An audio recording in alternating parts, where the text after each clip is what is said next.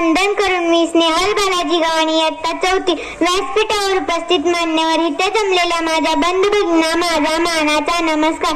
माझा विषय आहे मी जिजाऊ बोलते. होय, मी जिजाऊच बोलते. बऱ्याच दिवसांपासून आपल्या सर्वांसोबत बोलायचं होतं, पण आज संधी मिळाली. नेहमी एक वाक्य माझ्या कानात घुमत असत, अंधार फार झालाय दिवा पाहिजे, अंधार फार झालाय दिवा पाहिजे. पुन्हा एकदा या मातीला जिजाऊचा शिवा पाहिजे, शिवा पाहिजे. अहो, शिवाजी जर पाहिजे असेल ना, आधी जिजाऊ लागतं, मगच शिवाजी भेटतो. असं आपोआप शिवाजी भेटत नसतं. नेहमी वाटतं शिवाजी जन्माला यावं, पण तो दुसऱ्यांच्या घरात, माझ्या घरात का नाही? अहो, आई म्हणजे बालकाचा पहिला गुरु.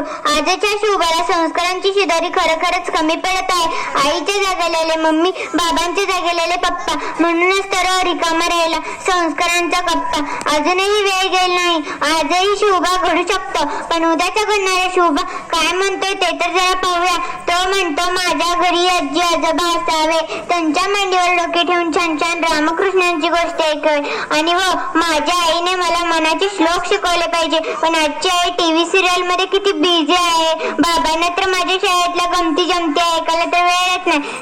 सतत काम. घरी आलं की व्हॉट्सअप, फेसबुक, ईमेल, ट्विटर यांच्या महत्वाच्या कामामध्ये आम्ही मुलं कधीच नसतो. खरं आहे, आपण सर्वांनी ह्याच्यावरती विचार करायला हवा.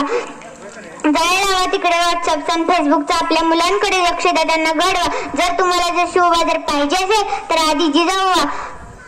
चला, आता मी निरोप घेते आणि लाखो शोभा घडवण्यासाठी मला या जिजाऊ नाव ठेवावं लागेल. धन्यवाद. जय हिंद, जय महाराष्ट्र.